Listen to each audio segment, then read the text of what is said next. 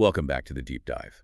Our mission today is to take a stack of source material about a single figure, arguably the wealthiest person in modern history, and really understand him. Yeah, and not just how he made his money. Right. It's about how he engineered the very blueprint for modern American business and even systematic charity. We are talking, of course, about John D. Rockefeller Sr. That's absolutely right. And when you look at the source material, it frames his wealth in a way that's just staggering. It's not just about the dollar amount. No, not at all. In 1913, his personal fortune was around $900 million. But the crucial part is what that meant. That was almost 3% of the entire U.S. gross domestic product. 3% of the whole country's economy. Exactly. If you try to translate that kind of economic power into today's market, it just dwarfs pretty much anyone currently working. It's a whole other level of accumulation. Look, let's unpack this immediately because his whole life is just one big, fascinating contradiction. It really is. So on one hand, you have this man who was a lifelong devout Baptist, someone who practiced total abstinence from alcohol and tobacco, a model of, pious self-control. Very methodical. Very. Yet at the same time, he was being denounced across the country as a grasping monopoly, an industrial pirate. And the sources capture this perfectly. He's quoted as saying, flat out, competition is a sin. Competition is a sin. That just throws down the gauntlet, doesn't it? It does. I mean, he wasn't just a tough businessman. He truly believed that the chaos of free-for-all competition was wasteful, inefficient, and maybe even immoral. So he embraced this idea that the growth of a large business is merely a survival of the fittest. 100%. That's pure social Darwinism applied directly to economics. For him, consolidation wasn't just about profit. It was a kind of moral duty to bring order and efficiency. And this mix of radical ambition and methodical piety, it started really early. Oh, yeah. We see this in his two big ambitions from when he was young. The sources highlight them. First, to make $100,000. Which he did pretty quickly. He did. And second, to live to be 100 years old. He was meticulous about both goals. He hit the wealth target early and, well, he almost reached the longevity one. Died just shy of his 98th birthday. And to really get how that mindset was forged, you have to look at his childhood, which was just so volatile.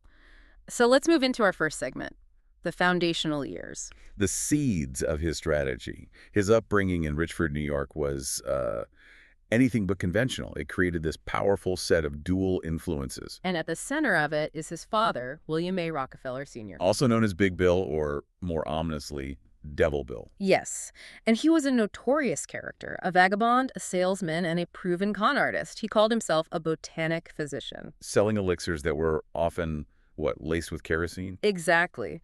The sources confirm he led this deeply deceptive, wandering life. He was a bigamist with a whole other family on the side. And he abandoned John D's family for good around 1855. He did. But before he left, his parenting style was, well, unique is one way to put it. Brutal is another. The quotes from Devil Bill are just startling. They give you such an insight. He actually bragged, and this is key, "I sheep my boys every chance I get. I want to make them sharp." He really said that. He thought he was hardening them, teaching them through tricks and deception that the world was predatory. So you always had to be vigilant, always get the better end of the deal. Right. So on one side, you have this chaotic, deceptive, and often absent father. And on the other side, You have his mother, Eliza Davison, who was the complete opposite, a devout, very austere Baptist who struggled to keep the family solvent during Bill's long absences. She was the anchor. and it was Eliza who instilled the foundational principle that guided his entire career, both in business and in charity. Willful waste makes woeful want. Exactly. She taught him the absolute importance of saving, of tracking every single penny, and crucially, the discipline of giving. He said it himself later on. From the beginning, I was trained to work, to save, and to give. It's that triangle of values: work, frugality, and systematic charity that came from his mother, not his father. And this discipline, it found the perfect outlet when he was 16. In September 1855, he gets his first real job. As an assistant bookkeeper. Right, for a small commission firm in Cleveland, Hewitt, and Tuttle. And this might sound like just a simple clerical job, but the sources say it was absolutely pivotal for him. He worked insane hours, 6 days a week, often unpaid at first. But he said he found actual delight in the methods and systems of the office. So what did he mean by delight? It wasn't about the numbers themselves, was it? It was the order they imposed on chaos. Exactly. He wasn't just recording transactions, he was analyzing them. He got really good at dissecting costs, especially transportation costs. Negotiating with barge captains and freight agents. And that deep dive into logistics led to his most critical discovery. He realized that the posted fixed shipping rates that everyone just accepted, well, they weren't fixed at all. They were negotiable. Completely. Right. By promising high volume, he could get these huge rebates and discounts. This early mastery of logistics became the cornerstone of the entire Standard Oil strategy decades later. And this meticulous nature, it even extended to his personal style, like in debt collection. Right, a total contrast to his father's bombastic approach. No confrontations. He used a persistent pestering approach, just systematic, quiet pressure. It really foreshadows how Standard Oil would later operate. Relentlessly, patiently, systematically squeezing competitors. And that discipline led to his first major business venture in 1859. He co-founds Clark, Gardner and Company, a produce commission business. Right. He needed $4,000 in capital. He'd saved up $800 himself, which is a real testament to his mother's training. But he needed to borrow the last $1,000, a crucial $1,000. And where does he get it? From Devil Bill, his own father, Yeah. who lends it to him at a steep 10% interest. It's just the perfect symbolic transaction, isn't it? He has to pay his predatory father a premium to launch the disciplined career his pious mother prepared him for. And that $1,000 was serious money, nearly $40,000 in 2024 dollars. And the 10% interest just shows his father was maximizing his own gain from his son's ambition. The business then just exploded during the Yep. Civil War. Oh, yeah. Supplying the Union Army. The profits from wartime contracts for food and supplies just soared. And while his brother Frank actually went off to fight, John D. stayed to manage the business. He claimed he was irreplaceable. Though he did, to be fair, give money to the Union cause. But as the war wound down, those lucrative contracts started to dry up. The partners knew they needed to pivot. Which leads us into the volatile, chaotic world of the new oil industry. Which brings us perfectly to segment 2, entering the oil game and perfecting efficiency. The oil boom during the Civil War was just this incredible speculative frenzy. Absolutely. The sources show prices swinging wildly, from 35 cents a barrel to as high as $13.75. A total free-for-all. The Exact opposite of the stable, systematic world Rockefeller craved. And that chaos was key. Most speculators were focused on drilling. Refining was almost an afterthought. And because they were rushing to get to market, they were incredibly wasteful. Historians describe creeks just flowing with waste and oil, a direct violation of that principle his mother taught him. So Rockefeller sees this and realizes the true stable profit isn't in the risky speculation of drilling. No, it's in the methodical, predictable process of refining that crude into something usable, like kerosene. And he correctly identified the market need. Whale oil was becoming ridiculously expensive. There was this massive, untapped global market for affordable light. So in 1863, the partners shift from foodstuffs to refining, and the initial cost for a refinery was actually quite small, only $1,000 to $1,500. But the capital wasn't the differentiator. It was Rockefeller's revolutionary approach to waste management. That was his competitive edge. This is truly the genius of early Standard Oil. This is where we need to focus. Most refineries were just trying to get the kerosene out. Which was what, about 60% of the crude barrel? Roughly. And the other 40%, things like gasoline, tar, paraffin wax, heavy sludge, they considered it worthless. They just dumped it, polluted the rivers. But Rockefeller, channeling his mother's lesson, willful waste makes woeful want. He refused to throw anything away. He turned that waste into a hidden asset, a profit center. How so? What did you do with it? Okay, so gasoline, which was so volatile it was seen as dangerous, he used it to fuel the refinery itself. Slashed his energy costs. Brilliant. The heavy tar was sold for paving streets. Naphtha went to gas plants. And the rest he processed into lubricating oil, petroleum jelly, and paraffin wax. So by using the 40% everyone else threw away, he dramatically lowered the effective cost of producing the kerosene. Exactly. He could undercut any competitor. And we have to pause there because that one single systematic approach, using waste as profit, is just foundational. But his cost control was even more granular than that. Right, the vertical integration happening right on the shop floor. The sources have these great specific anecdotes. For instance, he hired his own plumbers. Why? Because outside contractors charged a fortune to lay pipes. By having his own crew, he claimed he cut the costs in half. But the most famous example is the barrels. Every drop of oil had to ship in a barrel. And that was a huge cost. Buying them externally cost $2.50 each. Rockefeller did the math. He figured he could make them cheaper himself. Much cheaper. He bought the timber and staves directly, had his own guys assemble them, and got the cost down to just 96 cents per barrel. Wow. Saving over $1.50 on every single container. That adds up to enormous leverage. It allowed him to undersell competitors by fractions of a cent and still maintain huge profit margins. That meticulousness defined everything. And this relentless pursuit of efficiency gave him the confidence in 1865 to make what he later called the day that determined my career. The critical buyout of the Clark brothers. Right. They held an auction for the partnership, and Rockefeller, who was tired of their caution, he just bought them out for $72,500. Which is equivalent to about $1 million today. A huge sum. And that move established Rockefeller and Andrews. Yeah. It gave him absolute authority. And the rapid scaling started right then. Henry Morrison Flagler joins in 1867, forming Rockefeller, Andrews, and Flagler. Flagler brought the financial acumen. He did. He complemented Rockefeller's operational genius perfectly. They borrowed heavily, reinvested nearly all the profits, and maintained that absolute control over cost. And pretty soon, the firm was recognized as the largest oil refinery in the world. It was the true predecessor to the monopoly. A highly scaled machine, ready to tackle the national market. Which brings us right into Standard Oil's architecture. Segment 3, Standard Oil and the Architecture of Monopoly. So Standard Oil of Ohio is officially founded in 1870.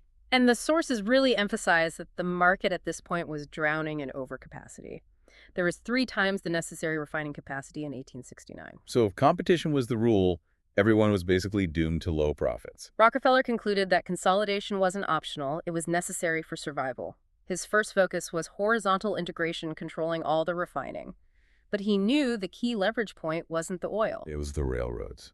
Exactly. Whoever controlled transportation controlled the entire industry. Which leads to the infamous secret cartel scheme involving the South Improvement Company. This is where he didn't just get discounts, he weaponized logistics. Mhm. We need to detail this because it's complex but so critical. It's often misunderstood. It is. So Standard Oil got 2 things from the railroads that were absolute game changers.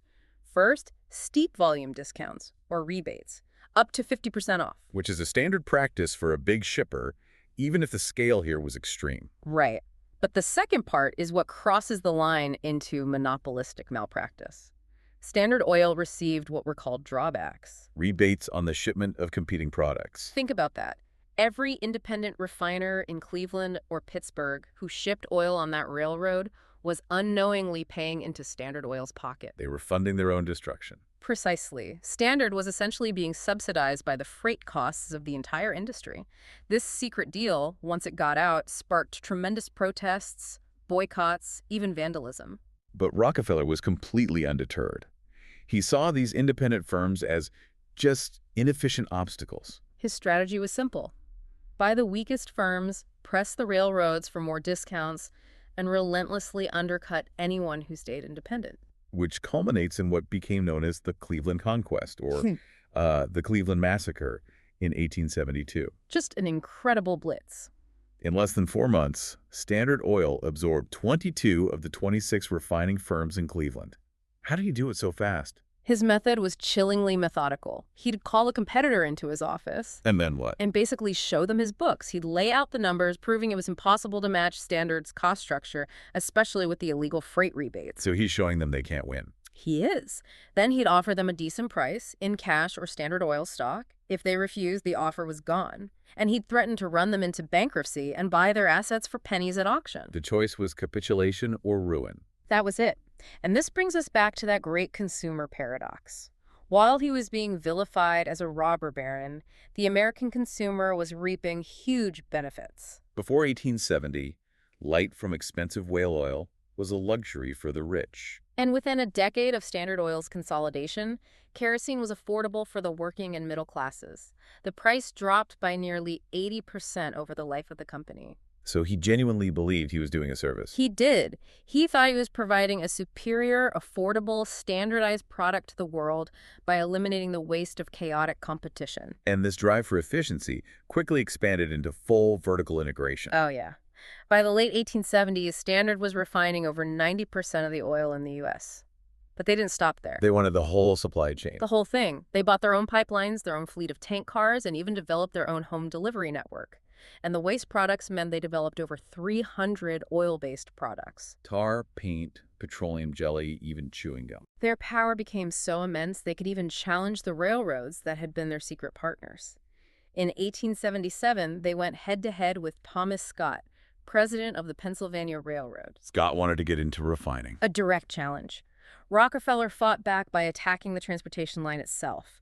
He launched an aggressive campaign to build and acquire his own pipelines, totally circumventing the railroads. And he won. He won. The railroads sold its oil interests to Standard. This clash solidified the pipeline as the future of oil transport. But all this growth created a huge legal problem. They had dozens of separate corporations in different states. Right, and state laws often restricted companies from operating outside their home state, so they needed a legal innovation. Which led to the invention of the Standard Oil Trust in 1882. A corporation of corporations. Yeah. Shareholders of the 40 or so Standard affiliates transferred their stock to 9 central trustees, including Rockefeller, in exchange for trust certificates. So legally, the companies were separate, but practically, they were all run by the same 9 men. A coordinated, centralized unit. Exactly. It was a masterpiece of corporate architecture for managing an empire that, by the 1880s, had 20,000 wells, 4,000 miles of pipeline, 5,000 tank cars, and over 100,000 employees. It became the model for the whole trust era. It did. And beyond that, he also innovated financially by basically creating the first oil futures market. How did that work? Standard was so dominant in storage, they started issuing certificates against the crude oil stored in their pipelines. Speculators began trading these certificates, creating a standardized way to trade oil obligations. Giving Standard huge indirect control over market pricing. Immense control. But despite this dominance, the empire wasn't invincible. By the 1880s, global competition started to chip away at their market share. From foreign oil fields in Russia and Asia. Exactly. Robert Nobel, Alfred Nobel's brother, and the Rothschilds were backing massive operations in Baku. Standard had to adapt. So they built up their European presence. They did, expanded into natural gas, and most critically, they capitalized on the emergence of the internal combustion engine. Which meant focusing on gasoline. The very same waste product they'd spent decades either dumping or using to fuel their own refineries. The automobile transformed gasoline from a dangerous byproduct into the world's most valuable commodity. It was the perfect pivot, and it guaranteed their wealth deep into the 20th century, even as the walls of political and legal pressure began to close in. Which brings us to segment 4, antitrust, public opinion, and the profitable breakup. The sources confirm that by the 1880s, the public was fed up with monopolies, and Standard Oil was, public enemy number 1. The pressure started with legislative hearings. The Hepburn Committee in 1879 publicly exposed those secret freight rebates. And by 1880, public outrage was boiling over. The New York World called Standard the most cruel, impudent, pitiless, and grasping monopoly. Rockefeller's initial response was very carefully managed. He issued these conciliatory statements saying, in a business so large as ours, some things are likely to be done which we cannot approve. Basically, mistakes were made. Exactly. But the political landscape was shifting. The Sherman Antitrust Act passed in 1890, and state laws were also used to force a technical separation of the trust in Ohio. But the real shift in public perception came from a single source. Ida Tarbell. Her 1904 book, The History of the Standard Oil Company, was a literary explosion. She was a leading muckraker, and she meticulously documented everything: the espionage, the price wars, the heavy-handed tactics. And it wasn't just objective reporting for her. It was personal. Deeply personal. Her own father, an independent oil man, had been financially ruined during that South Improvement Company affair we talked about. She said that Standard Oil had never played fair. And that expose had a profound impact on Rockefeller. He privately called her Miss Tarbarrel, but he couldn't maintain his policy of public silence anymore. The scrutiny was just too intense. So this is when he starts his first real PR campaign. Right. He publishes his memoirs, offering these carefully sanitized, self-justifying accounts of his business practices. He famously claimed his success was due to following the established laws of high-class dealing. Which his critics found intensely hypocritical. To say the least. But despite the PR efforts, the legal gears were already grinding. On May 15, 1911, the Supreme Court ruled. They found Standard Oil of New Jersey in violation of the Sherman Antitrust Act and ordered it broken up. Into 34 separate independent companies within 6 months. And this is the great paradox. The breakup didn't impoverish Rockefeller. It made him exponentially richer. We have to detail the financial mechanics here. It's astonishing. Rockefeller had rarely sold his shares, so he held over 25% of the total stock. When the breakup happened, he and all the other shareholders got proportionate shares in each of the 34 new companies. So instead of owning one huge, politically toxic entity, he now owned minority stakes in 34 independent companies. And that is the crucial insight. These 34 companies were suddenly free from the monopoly taint. The market immediately recognized their untapped value. The combined net worth of the successor companies rose 5-fold. The parts were worth so much more than the whole. Infinitely more. This surge in paper wealth pushed his personal fortune to an estimated $900 million. He became the country's first confirmed billionaire. The breakup was the most profitable event of his entire career. It reduced his control, but it maximized his wealth. Then it didn't destroy the industry. It just diversified the risk and guaranteed his family's long-term influence. Many of those 34 companies became the global energy giants we know today. ExxonMobil, Chevron, Amoco, Conoco. He essentially laid the groundwork for the modern global energy economy through his own dismantling. It's truly incredible. Now let's pivot completely, but keep that focus on system and efficiency and move from corporate architecture to charity. Segment 5, Defining Modern Philanthropy. We established that his mother instilled the principle of giving early on. Right. It was a rigorous system long before he was rich. He gave 6% of his earnings at 16 and up to 10% by age 20. He saw his ability to make money as a God-given gift, and his philosophy was rooted in that biblical idea: give and it will be given to you. But his later giving wasn't just traditional charity. It was about applying that ruthless business efficiency to public service. He didn't just write checks. No. And this is where the influence of the efficiency movement and his key advisor, Frederick Taylor Gates, is so important. Gates convinced him charity should be systematic, scientific. Exactly. Gates famously argued, to help an inefficient, ill-located, unnecessary school is a waste. And Rockefeller took that to heart. Money was an investment placed only where it could achieve the maximum measurable result. So if a struggling college needed funds, he wouldn't just bail them out. No. That systematic thinking led to one of his most important innovations, the conditional grant. He required recipients to first secure a certain percentage of funding from other sources in their own community. Why was that so strategic? It served two functions. First, it ensured local buy-in. It created what he called a watchful interest in cooperation. And second, it was a natural weeding mechanism. If a project couldn't raise local support, it was probably undeserving of his money. Risk mitigation for charity. His impact on education was immense. We have to talk about the University of Chicago. Oh, yeah. He poured about $80 million into it, transforming a small Baptist college into a world-class research institution. He called it the best investment I ever made. And his philanthropy extended beyond elite institutions, thanks largely to his wife, Laura Spelman Rockefeller. Laura was passionately dedicated to civil rights. As a result, they provided major funding to the Atlanta Baptist Female Seminary for African American women, Which was later named Spelman College, after her family. who were abolitionists and supported the Underground Railroad. This was a direct, substantial investment in educational equality in the South. And his approach to education went global. In 1905, he funded Central Philippine University, the first Baptist and second American university in Asia. But maybe the most groundbreaking legacy of his giving is in medical science and public health. The Rockefeller Institute for Medical Research, founded in 1901. No, Rockefeller University. It's associated with an astounding 23 Nobel laureates. But he wasn't just funding labs, he was applying centralized logic to solve huge public health problems. Like hookworm in the American South. Exactly. The Rockefeller Sanitary Commission was instrumental in nearly eradicating it. Hookworm had plagued generations, causing chronic fatigue and anemia. The commission conducted systematic mapping, testing, and treatment that was revolutionary. It was a corporate-scale effort to remove a barrier to economic development. It was, and that same approach led to the near eradication of yellow fever in the U.S. His foundations also financed the recommendations of the Flexner Report in 1910, which standardized and modernized all of U.S. medical education. The scale is just immense. The sources say he donated about $530 million over his lifetime, all strategically placed. The highest form of systematic efficiency. He hated wasted crude, and he hated wasted charity. Let's transition now to segment 6, personal life, health, and final years. Despite the public image, his private life was one of conservative devotion and rigorous health focus. Especially after the stress of the 1890s, his marriage to Laura Seti Spellman in 1864 was the bedrock of his stability. He said her judgment was always better than mine. They had one son, John D. Rockefeller Jr., who was instrumental in guiding the vast system of trusts and foundations. Which created a true American political dynasty. Nelson Rockefeller, vice president.